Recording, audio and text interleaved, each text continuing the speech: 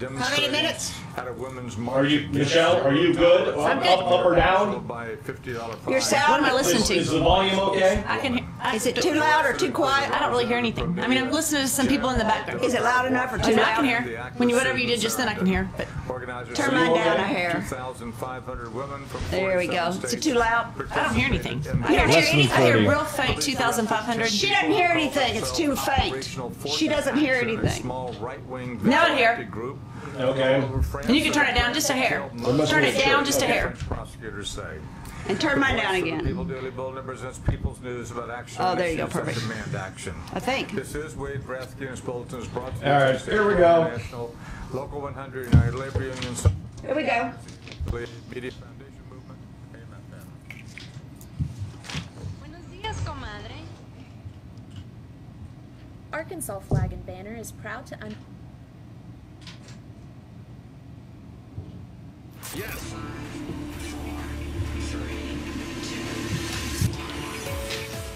Welcome to Up in Your Business with Kerry McCoy, a production of flagandbanner.com.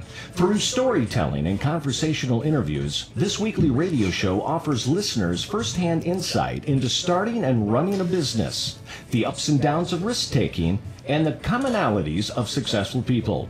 Connect with Kerry through her candid and informative weekly blog, where you'll read and may comment on her narration of life as a wife, mother, daughter, and entrepreneur. And now it's time for Kerry McCoy to get all up in your business. Thank you, Chris. Like Chris said, I'm Kerry McCoy, and it's time for me to get up in your business. Before we start, I want to introduce the people at the table. We have, who you just heard from, Chris Cannon, my co-host, who will be managing the board, taking your calls, and keeping it real. Absolutely. And recording our show to make a podcast available next week is our technician, Jason Malik, from Arise Studio in Conway, Arkansas. If right now you're sitting at your computer, you might want to watch us live on flagandbanner.com's Facebook page. I'm waving to everybody. It's kind of fun to see what goes on behind the scenes, and at the breaks, it's real-time reality radio. If, for some reason, you miss any part of today's show or want to hear it again, there's a way, and Chris is going to tell you how.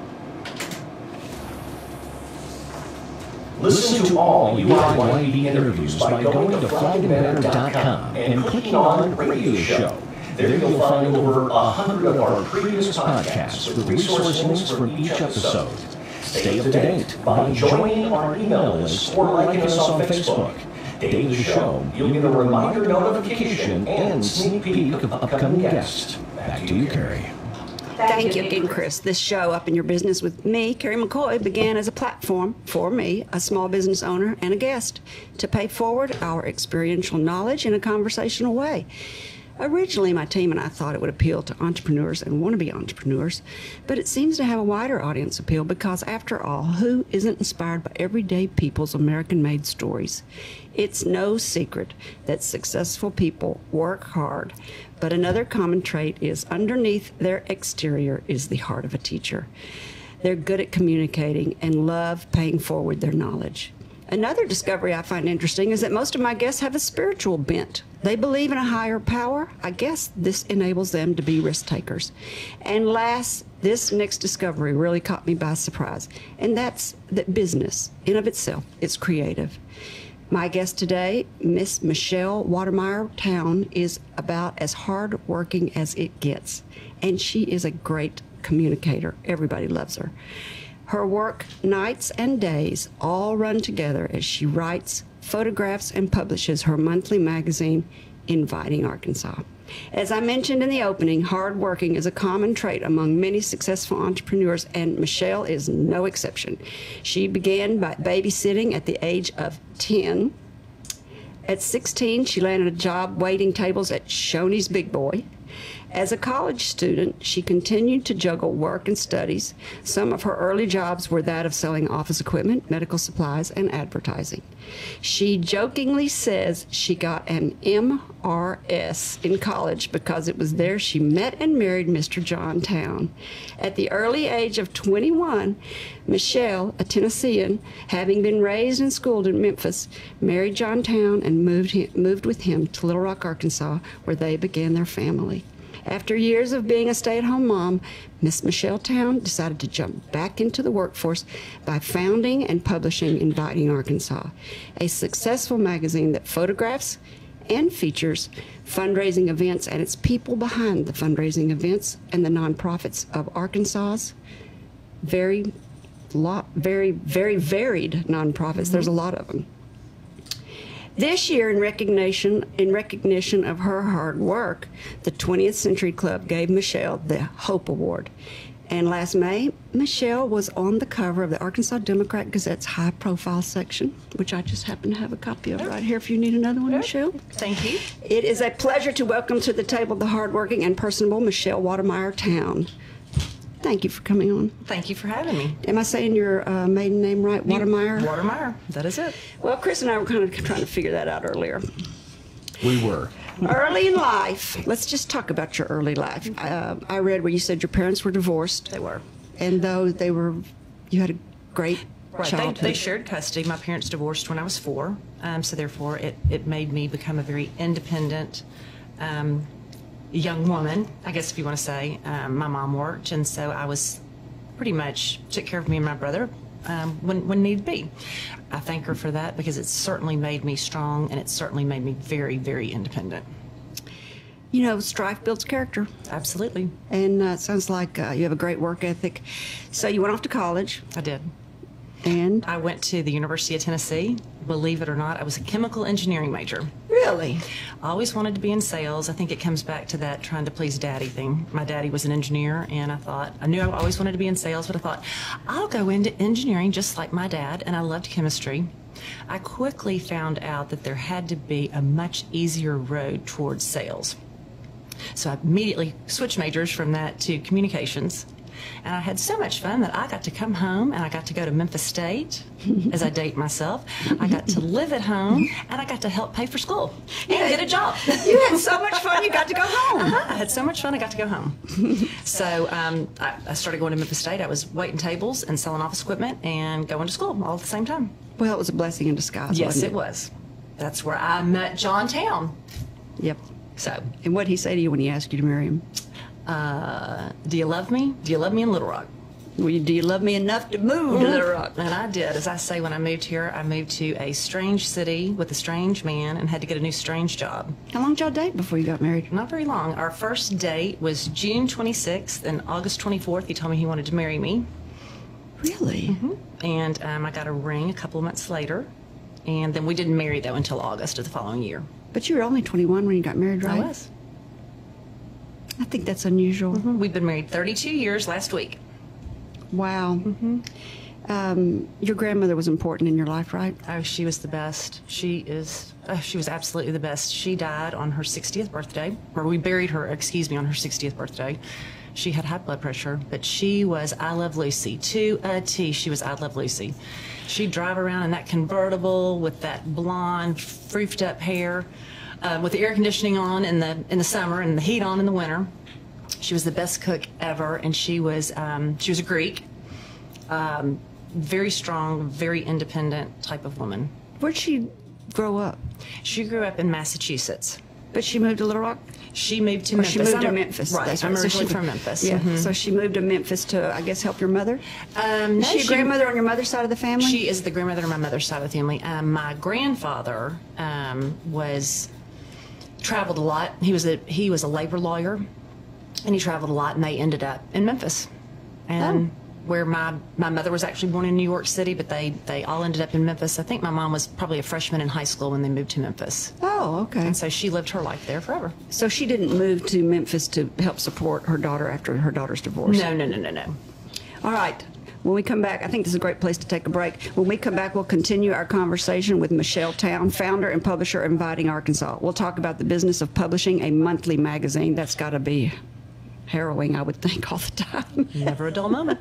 Hey, with all those deadlines, and about the subject matter of her magazine and who she features, which are Arkansas's nonprofits. We'll be back after a break. You're listening to Up in Your Business with Kerry McCoy, a production of flagandbanner.com. Over 40 years ago, with only $400, Kerry founded Arkansas Flag and Banner, During the last 4 decades, the business has grown and changed, starting with door-to-door sales, then telemarketing, to mail order and catalog sales. And now, a third of their sales come through the internet. And this past year, Flag and Banner added another internet feature, live chatting. Over time, Kerry's business and leadership knowledge grew. As early as 2004, she began sharing her knowledge on her weekly blog. And then in 2009, she founded the nonprofit Friends of Dreamland Ballroom. And in 2014, Brave Magazine, whose next publication is slated for October. That was when it was launched in 2014. Today, she has branched out into radio with this very production, podcast, and live stream on Facebook. Each week on the show, you'll hear candid conversations between her and her guests about real-world experiences on a variety of businesses and topics that we hope you'll find interesting and inspiring. If you'd like to ask Kerry a question or share your story, send an email to questions@upyourbusiness.org. That's questions with an S at upyourbusiness.org, or send her a message on flagandbanner.com's Facebook page. Thank you, Chris. You're listening to Up in Your Business with me, Kerry McCoy. I'm speaking today with Miss Michele Towne, founder and publisher of Inviting Arkansas, a magazine that features people and fundraising events of nonprofits in the great state of Arkansas. Before the break, we talked about how you've always been in sales, that you love sales, which is not really an easy profession. A lot of people are scared to death of sales. We talked about how you've got a great work ethic. You've always worked all your life, and how you met John Towne in Memphis in college, when you were in college, and quickly got married and moved to Little Rock.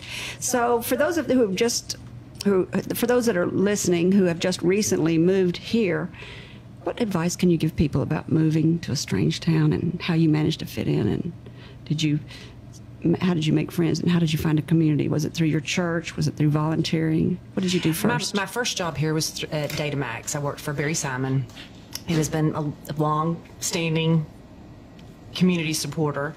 I met him, and I'm one of those, I don't make friends with everybody. I kind of sit back and feel my crowd and who I want to be, but they were very open and very supportive and very warm, and I'll never forget, we were getting ready. I was having all of John's family for Thanksgiving, my first Thanksgiving. I was 21. The whole 18 people were coming over to my little apartment.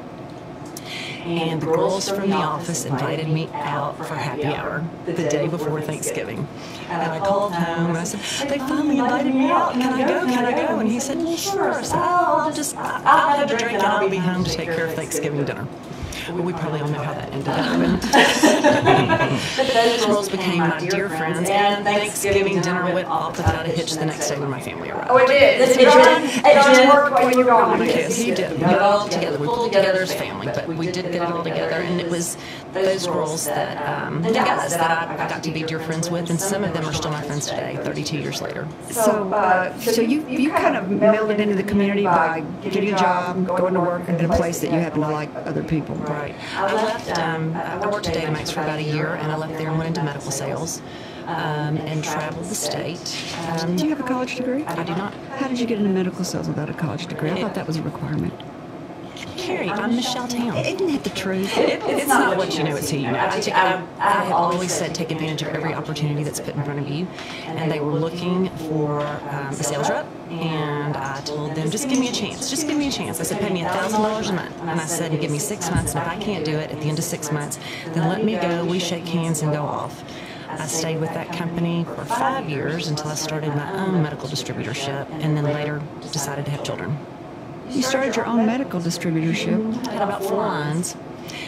Did it until Hayden was maybe not quite a year old. It was very difficult. My husband sells orthopedics. He was usually down in the El Dorado area. Most of my business was in Northwest Arkansas. Both of us had to be in surgery at 7 a.m., so something had to give. So rather What do you mean had to be in surgery? We both sold implantable devices. I sold barred vascular grafts at the time, and my husband sells orthopedic implants. So you had to be in surgery. What do you mean? You had to be there to hand it to the doctor? No, you just kind of watch. You just watch. Moral support. Just good job. So you not only sell the products, you have to be there to see them used? You just make sure that they're opening the right types of things, and It's complex. You show you're smart. I don't know about that, but I have managed to reinvent myself several different times. That's the creative part about business, I think, is that you just cannot stop creating, and that's the part that I've kind of found to be true since I started this radio show. So you have your children. You quit your did you sell your business? No, I did not. You just closed I just closed it. And then you're living completely off of John Town's income, and you stayed at home with your children, your two sons. I did for about 4 years, and then I went to work. My next reinvention was I went to work for the entertainment book, and it was that big, thick coupon book, buy one, get one free. A friend of mine was the manager out of Memphis, and she said, I've got a great full-time job for you. And I said, no, I can't go back to work full-time. He won't let me. And she said, I'm telling you, this is going to be the most part-time, full-time job you've ever had. And it was wonderful. It allowed me to, again, call on more restaurants and that type of thing. So again, it introduced me to a whole different set of people. And then I would go to different areas around the United States, starting new entertainment books. You travel? I did. And I was very lucky in that my mother was able to come over from Memphis and help take care of the kids. And you would go and start new travel entertainment books in new cities. Dallas was the first one, I guess? No. Dallas is long established, but I started El Paso. I started Jackson, Mississippi. I would go and help in Tulsa. How do you start a new magazine? You start selling door to door? With the entertainment book, that is an international company. They are very, very well established, and they would hire reps and just go in. But what they would do was bring in people, seasoned reps, that would go in, and we would just get in a car and go door to door to restaurants. And you trained people then, basically? I did. You were basically training people to start new books in new cities. Right. That is hard to do, door-to-door sales. What year was this? This was 1990, probably 93 or 94. Can you still sell that way? Door to door like that? Well, you know what? I think that all of us that are in sales that are selling advertising, I think we're all selling door to door. I mean, that's how you become and stay successful. You can't sit behind a computer all day, and you can't just depend on your telephone. It's a matter of getting out there, knocking on doors and turning doorknobs and going in. People want to see face to face, and I think that that's one of the things. I have several clients now that have been clients of mine for 17, 18 years, and they say, I can't believe you still come in and make sales calls. And I said, well, that's what I have to do to let you know that your business is still important to me. You make sales calls, you go to events, you publish the magazine. We're going to talk about every step of that and how much all that is. But what happened next? So you decide you're going to get out of the entertainment book and you're going to start your own business? I did, right away. What happened? That was exactly what happened. They were, the entertainment book, they were going to, I had done it for 5 years. Every time John and I would go home to Memphis. There were quotes around that, people that can't see. Home to Memphis. But every time we would go home to Memphis, there was a magazine in Memphis called RSVP that he and I picked up, and we would look at from cover to cover. We wanted to see people that maybe we went to school with, people that we had known a long time ago. And at that time, we had nothing like that here. And we looked at each other and said, we can do this. We can do this. And came back and started a business plan, and bada bing, bada boom. So he helped you start the business? Absolutely. So you just really filled a niche. We did. We started right behind us. Soiree came out behind us. How much farther behind? They were about 4 to 6 weeks right behind us. Oh, really close? Yeah, they were very, very close. But it was the best thing, Kerry, that could have ever happened. Competition is a great thing. Mm-hmm. My husband always says that I'm like Secretariat. As long as I've got a horse to run against, it keeps me going. So that was a great thing, and I think that it really drove me to be successful. What was the very next thing you did? What was the very first thing you did to get started on your magazine? You came back, you decided you're going to do it, you put a business plan together. I guess at the kitchen table you sat there one night. And every night I would go, are we ready? Are we ready? Are we ready?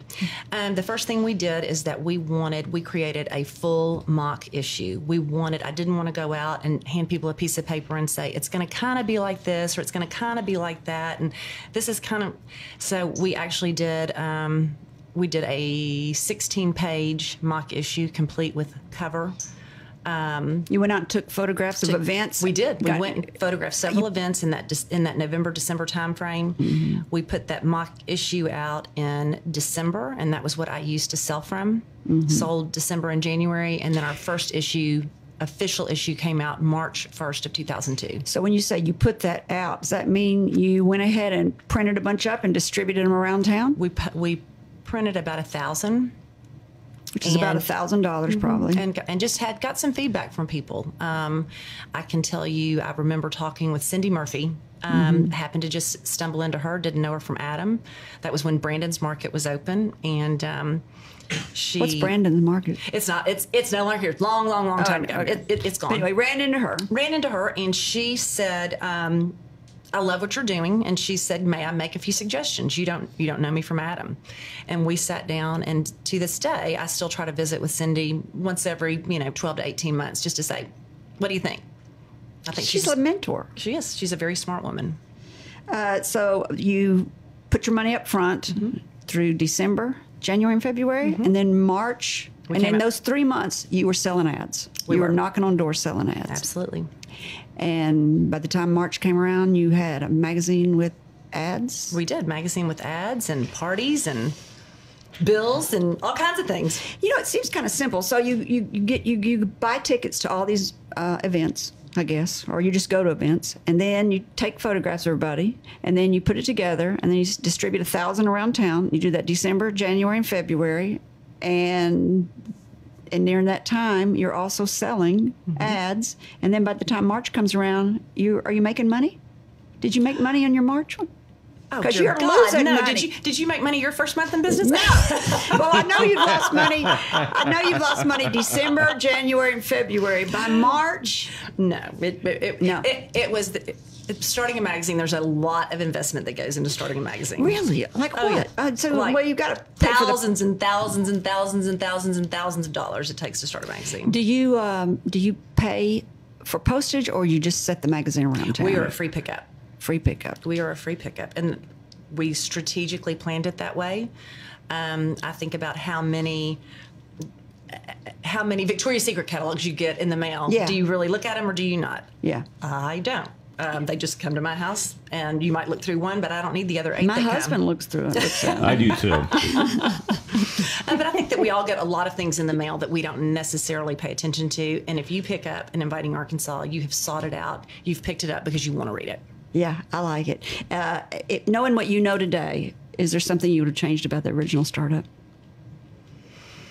I really couldn't say that I would. I think that I was a little naive. When we first started, I hired a lot of stay-at-home moms that wanted to go back to work part-time. Little did we know that it would take up every part of their time. I always knew that I would be working full-time, but I think I didn't really understand the amount of work that was going to go into it for the part-time people that I hired. What were they doing? Selling? No. I had one girl that started. She was my first sales rep. I still have some accounts that were hers from day one. So what were they doing, these stay-at-home moms? Selling, laying out? Writing, laying out the magazine, art directing. Did they go to parties and take photographs? Absolutely. We all went to parties and took pictures. That is part of your job requirement. We go to parties. We all deliver magazines. We have a delivery man, but we each have our own delivery route as well. We wash windows, whatever it takes. So how many employees you got now? So you said you had how many? 3 or 4 back then. Now you've got how many? I have 1, 2, 3. I have 4 full-time, 1 part-time, and then a part-time delivery. So you were about right then in the amount of hires that you did. It's just that you thought they'd all be part-time. It ended up being a full-time job. And we have gone from having more people on staff at certain points of the time, but I have learned a lot that if we all just go to work and work, put our head down. Sometimes it doesn't take a whole lot of Indians. It takes 3 or 4 chiefs. Oh, that's well said. That's almost tweetable, isn't it? Absolutely. So, what are your current challenges? So, in the beginning, it's money, getting people to understand. How long does it take to get people to say, hey, this Arkansas, Inviting Arkansas is here to stay? How long did it take before you had street cred? And then what are your current challenges now? I think that when making it through in the beginning, because I was independent, I'm not Arkansas Business or the Arkansas Times that have all been in business for a long period of time, that had several publications under their belt. I think that in the beginning, I was probably not looked at as a very formidable competitor. Here today, she'll be gone tomorrow. Yeah. I think when we were able to make it through that 2007, 2008, 2009 kind of recession, I think that it let people know that we were here to stay, and we did make it. Those weren't easy times, and I can't tell you how many times I thought, let's just throw in the towel. But supporting the nonprofit community was very important. And that's not how it started. It was really just going to be about parties, wasn't it? Yes, in the beginning, you're right. It probably in the beginning was just going to be social, but you know what, Kerry, people start calling you for birthday parties and anniversaries and all of that. And so it didn't take very long. Within the first few months, I realized that, no, we need to concentrate on the nonprofit community. They need the help. They need people to know what's going on. And that's what we did. Do you want to expand it even more? Or are you just happy the way it is right now? I'm happy with the way it is. We talked about some expansion as far as distribution in Northwest Arkansas and that type of thing, but they have their own publications, and I'm a small office. I can't cover the parties to just be, so I want to concentrate on Central Arkansas. People that are spending their advertising dollars with me, the advertising money that they're spending is staying right here within Central Arkansas, which is more or less where people are going to read and are going to shop. Yeah, I think it's... I publish a magazine, and one of the problems that I think I have is that my magazine is so broad that I think when you narrow your focus, it's sometimes easier to get advertisers because they go, this is all I really want to concentrate right there. You know, like if you were a wedding magazine, it'd be easy to go get all the bridal florist shops and bridal gown shops because it'd be a very focused market. Right. So your market then, I guess, is just going to be...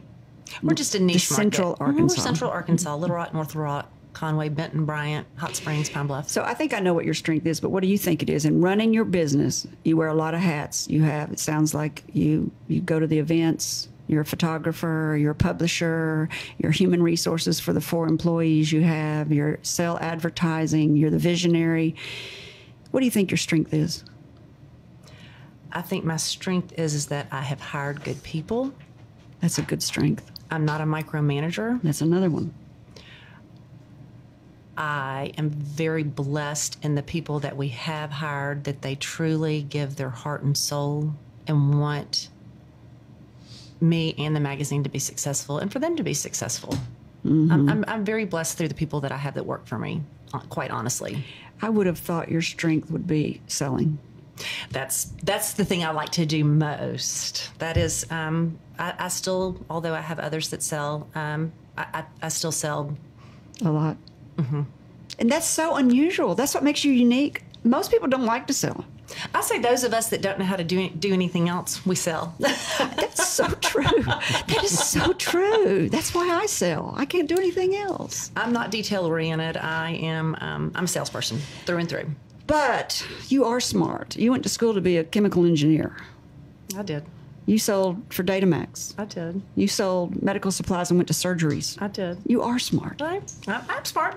All right, this is a great place to take a break. When we come back, we'll continue our conversation with Michele Towne, founder and publisher of Inviting Arkansas. We'll talk about some of her favorite memories from the past 17 years of attending events and meeting the people of the nonprofits that her magazine focuses on.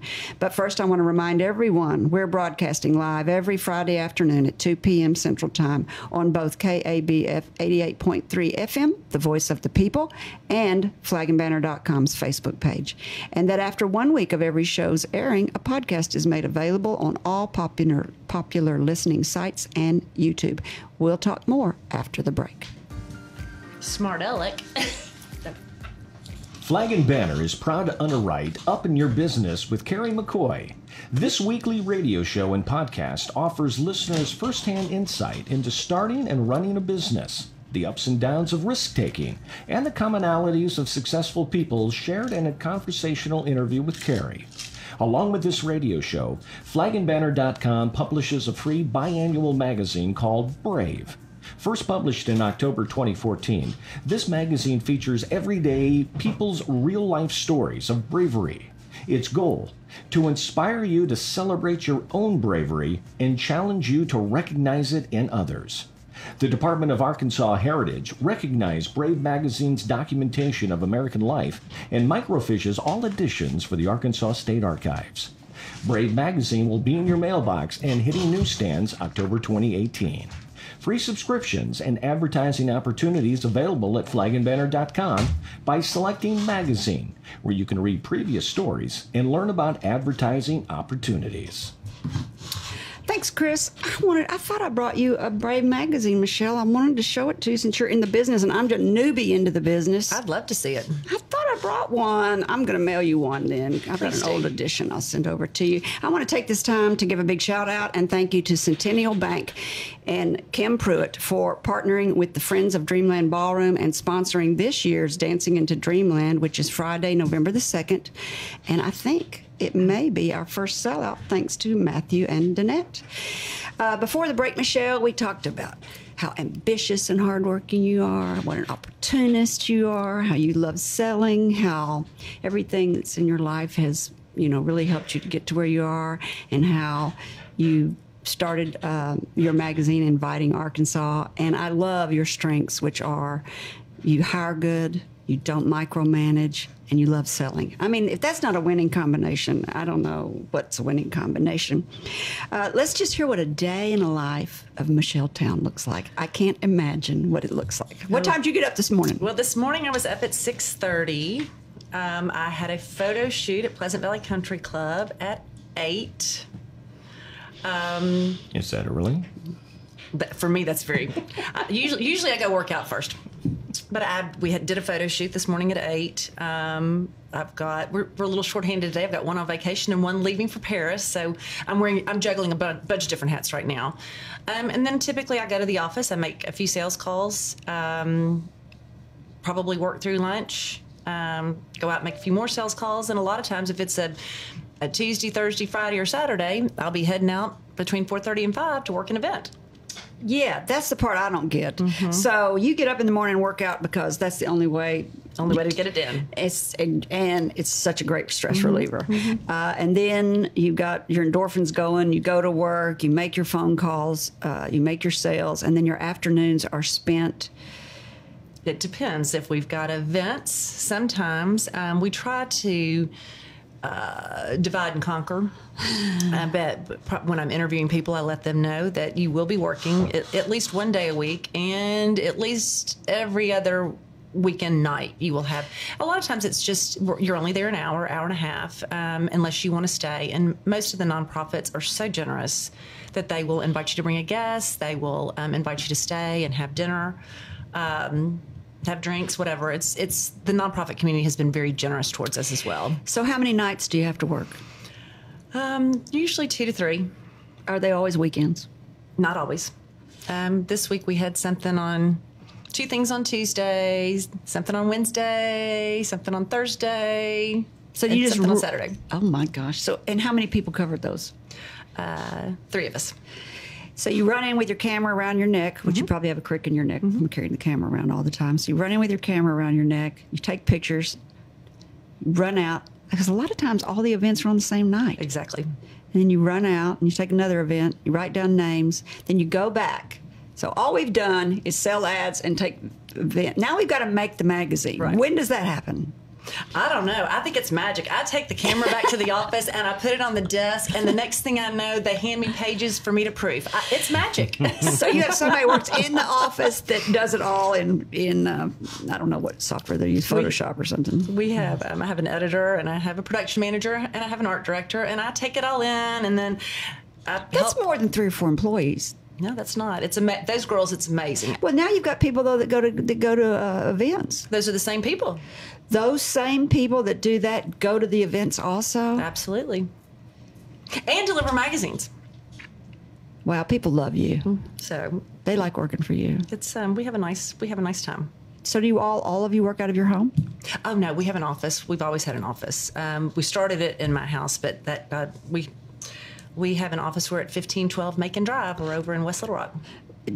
Are your sons all, I guess, are all grown? They're grown. I have a 26-year-old that's getting married. He lives in Memphis, and he's getting married in April. Oh. And then I have another son that works here at FIS. He's a What's FIS? Fidelity Information Systems. They are the old Systematics. Oh, okay. They are the world's largest banking software company, and he is a project manager, and he is 23 and is moving into his first big boy apartment today. Yeah. Michelle, thanks for coming on. You've had a busy day today. She came in so haggard, and I said, well, we're going to be on Facebook Live. She said, oh my gosh, I thought it was just radio. I've got to go in the bathroom and fix my hair and put on some lipstick, fluff. You had a harrowing day already. I've used that word twice today on the radio today because you are busy. You keep up a big, busy pace. What do you consider to be fundraising season? We are in it. Starting September 6th, that is Dancing with the Stars, which is one of my favorite events. And you were in it. You were in it. I was in it. I was in it. It was it's just one of the most fun events. And I know that Dancing into the Dreamland Ballroom not to be confused with that. Are very similar. And then Gala for Life for the Winthrop Rockefeller Cancer Institute. That is on the 7th, as is the Prostate Cancer Foundation Gala. And starting in September, it's just bam, bam, bam, bam, bam. I think we have 6 or 7 events on September 20th. And when does it quit? After Christmas? It'll die down in December, and then it will pick back up the beginning of February, and then we will continue that through May.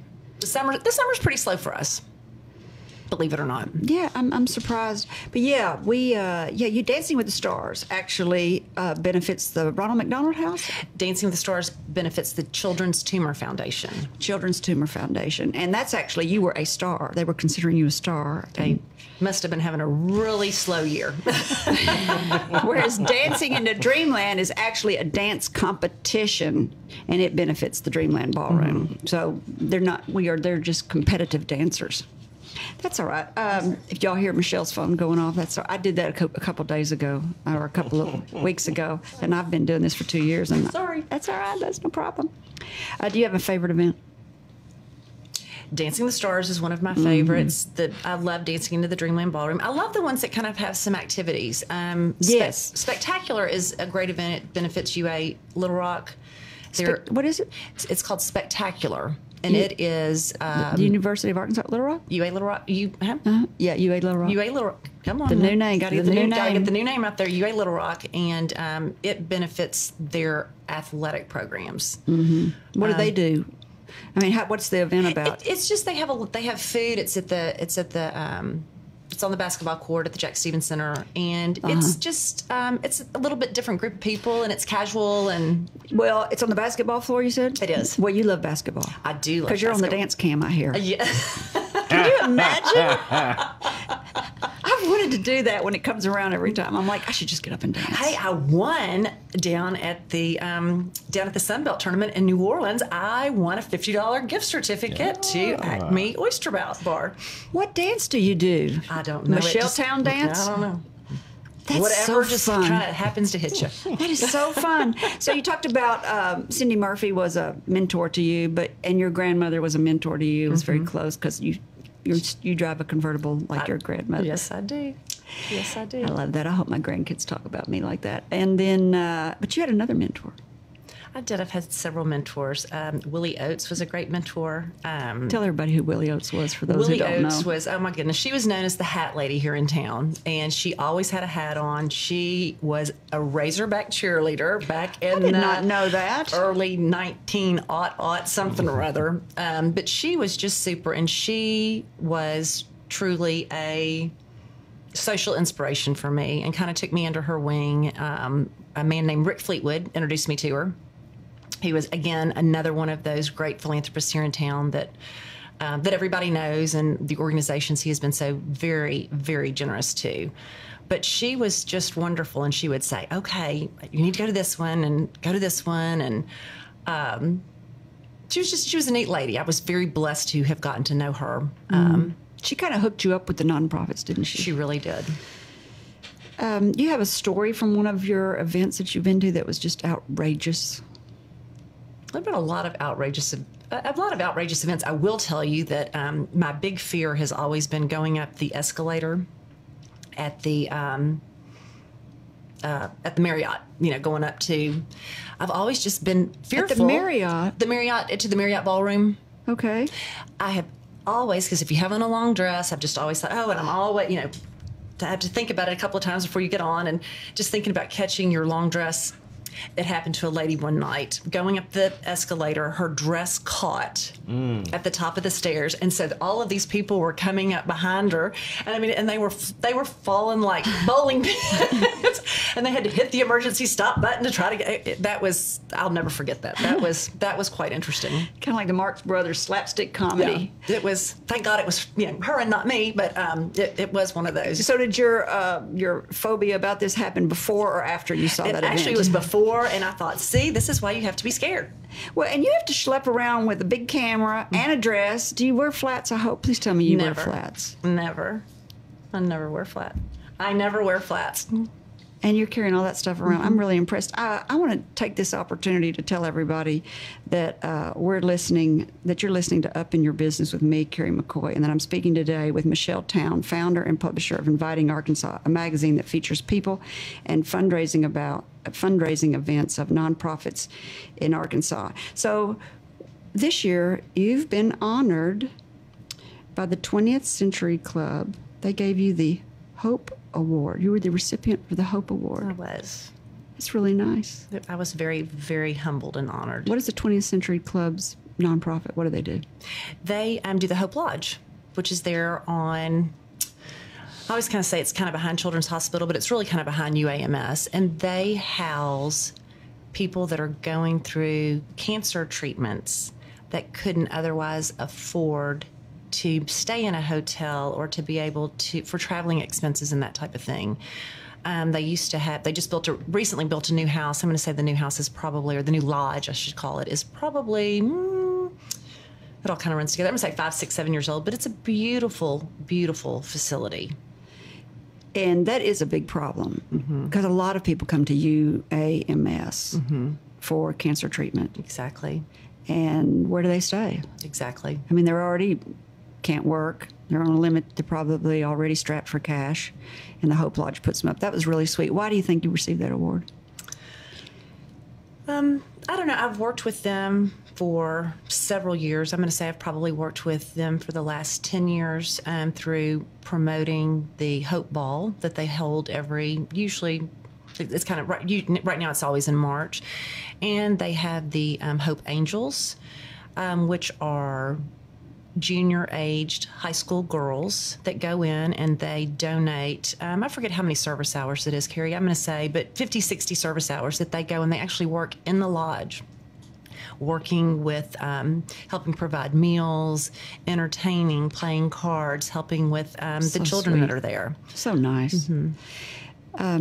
The executive director of the 20th Century Club said that it's what you do in focusing on nonprofits is immeasurable.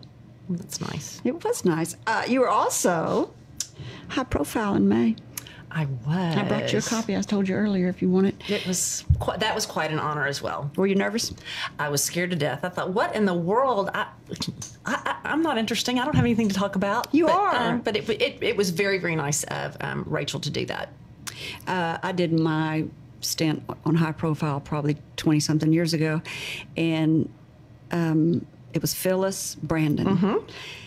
And she did the interview, and when she left, I was so nervous, I called her up and said, I want to do the interview again. I said, I sound like an idiot. She said, have you not read high profile? We do not put stuff in there that makes you look like an idiot.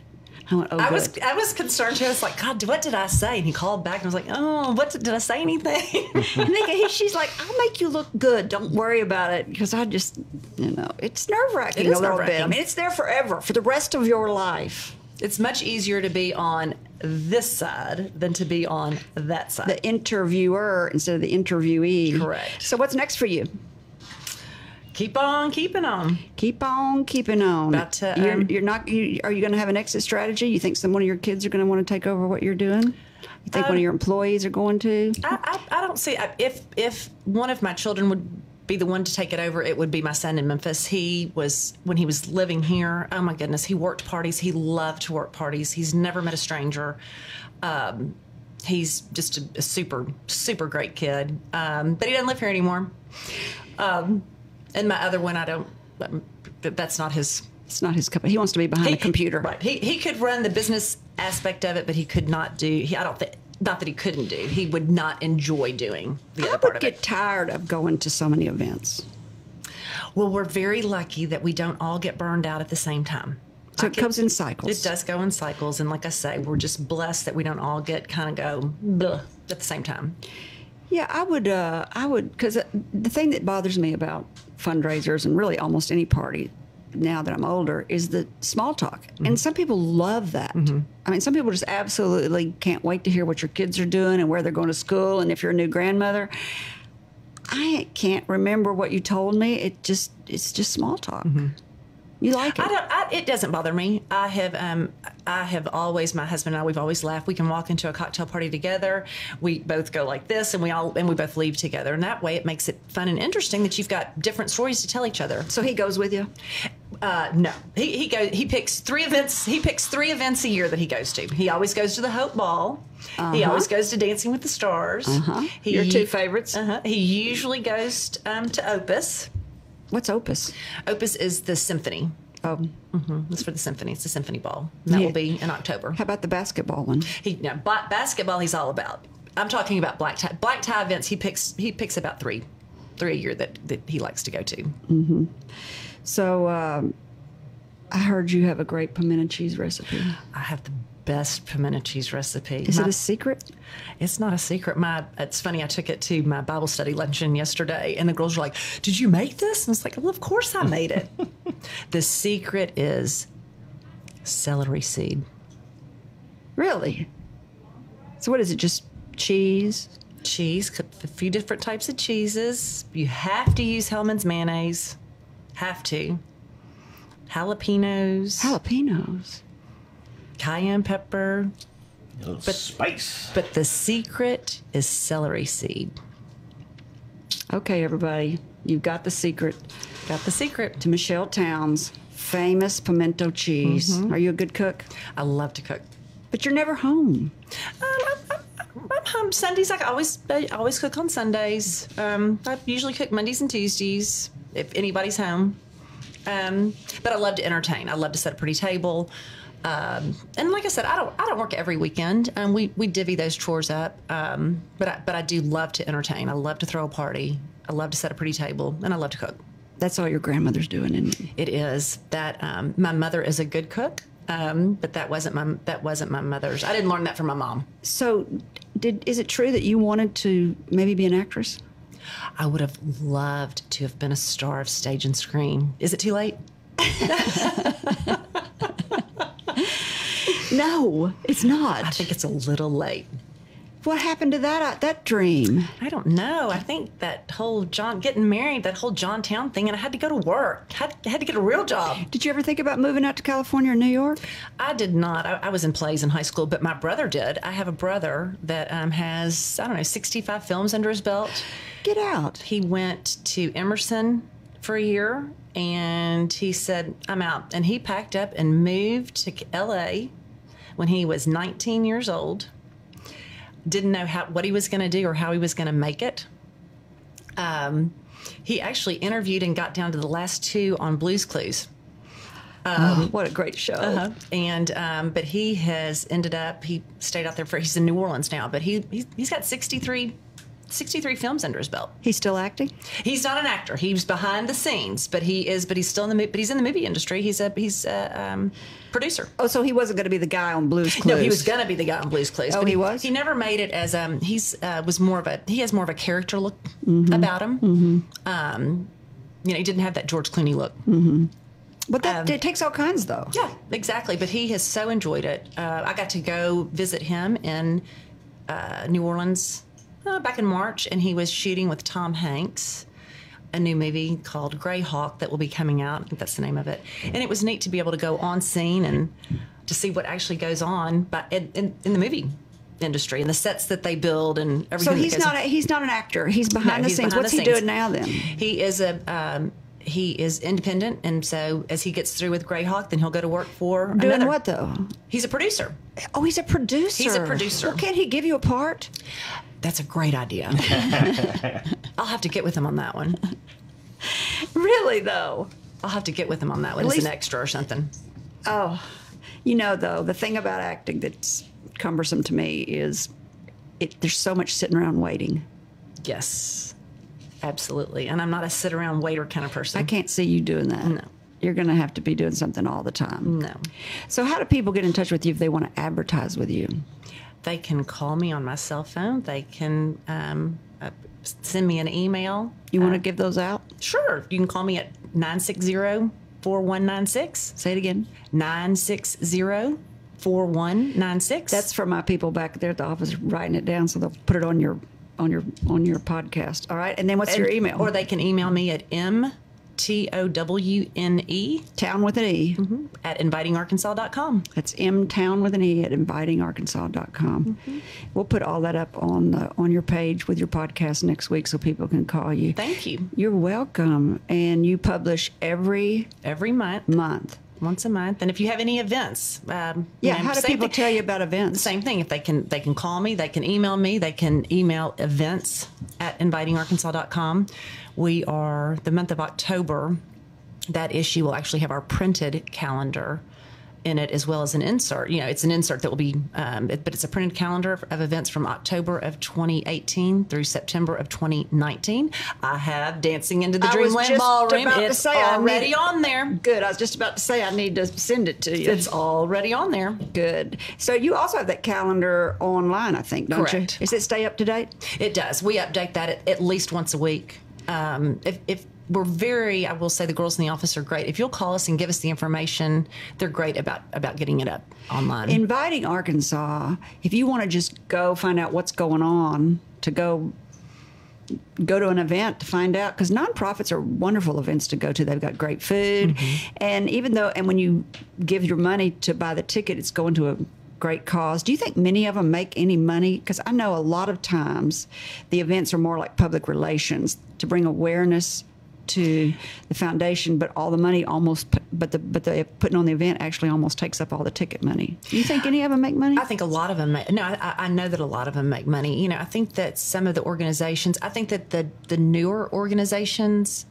they probably have a little tougher time making huge profits, but yet I think that they all make profits. I think some of the larger organizations, because they've been doing it for so long, that they have really connected with their resources. One of the things, I'm a member of the Association of Fundraising Professionals, and that's a big thing that we do every November. But I think that it teaches. Is it a class or something? No, it's an organization here in town, and it's all of your professional fundraisers. It's a great organization. But the one thing that we've talked about is that to let your resources know early. Everything is about planning. And interesting. Even when people come to me and they say, "Oh, we've got an event in 2 weeks. Can you do a story on it?" There's only so much free editorial that I have, and you would be surprised at the number of people that have been doing it for a long time that really do pre-plan and say, "Hey, Michelle, next July, can you do a story on us for da da da da da da?" And it's probably August of the year before. It is. They're that far in advance. Exactly. I think that's very important for our listeners to hear, that if you've got a nonprofit and you want to plan an event, you need to plan it the year before and let everybody know the year before. Exactly. Contact early. I think that's a big deal. I also think it gets on the calendars, your calendar and Downtown Partnerships calendar, and that way, if you are planning an event, you can go on your calendar and see if there's a conflict. Exactly. Because I think that's important. Do you think there's more nonprofits than there's ever been? I had no idea how many there were until I started Dreamland Ballrooms, Friends of Dreamland Ballroom, and I'm shocked at the amount of nonprofits there are. There really are, and they're all, and it's so hard because I want to say yes to everybody. It seems like there's more than there's ever been, or am I just thinking that? I think that there are tons, but I think that the need is there. I think that we as a community are becoming more aware of the special needs that people have. not only do we have, there's lots of food insecurity nonprofits now. What does that mean? Food insecurity? Hungry people. People that don't know where they're going to get their next meal. Really? And that's a shame. Think about the amount of food that we all throw away. As you put the vegetables, as we call it, in the rotter, and you don't end up eating them, and you end up throwing them away. So, that's something that's kind of near and dear to my heart. Food insecurity. I think that it's a shame that people go hungry. And then the homelessness seems to be. I don't know what the answer is to that, but I don't know either. It seems to be. There seems to be more homeless, or at least I see more homeless people. I don't know if there's more or not, but it seems like I see more of them. Right. We had Georgia on from our house, who's very passionate. She's one of my favorite nonprofits. They are awesome. They are unbelievable. All right, it's time for your gift. Are you ready? I love gifts. Yay! Let's see if you can recognize this desk set. Where did that come from? Flag and banner. Thank you so That's much. a desk set for the people that are listening. That's a Tennessee flag. I love it. U.S. flag, and your new home, Arkansas. Thank you. You're so welcome. I appreciate you having me. Thank you very much. Who's our guest next week? That's going to be Bob Robbins from The Wolf.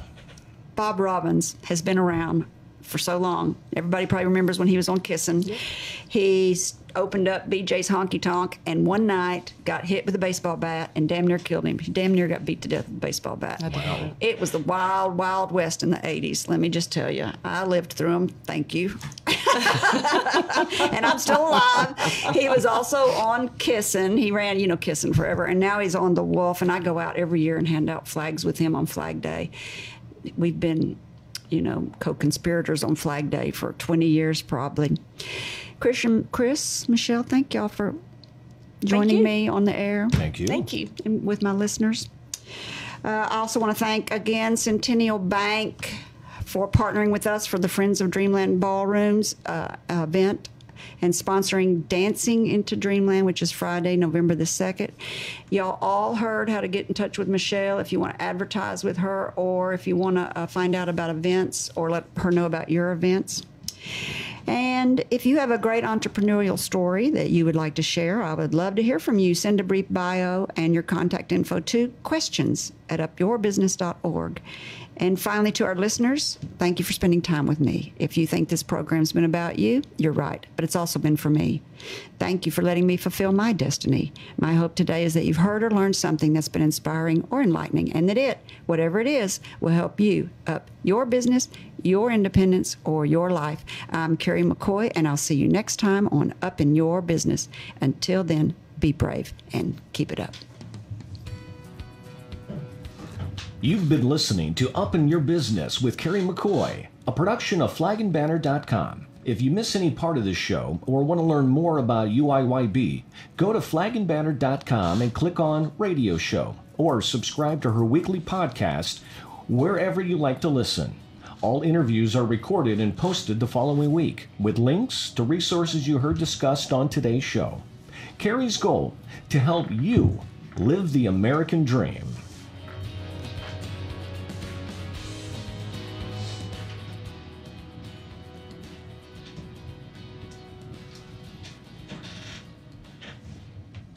Well, the CD player just powered off on its own. Hang on, I'm just putting it back up again.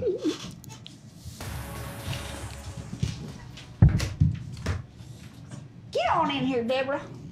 How are y'all today? Fine. Thank Tried you. to stop a little bit early today, so get in You have here. beautiful hands. But I don't think I got here early. that? I still didn't make it, did I? Hands. Oh, thank you very much. You have beautiful Thank hands. You know very what they much. say about a man with nice hands? I don't know, what do they say? That's always the first thing I look at in the mail.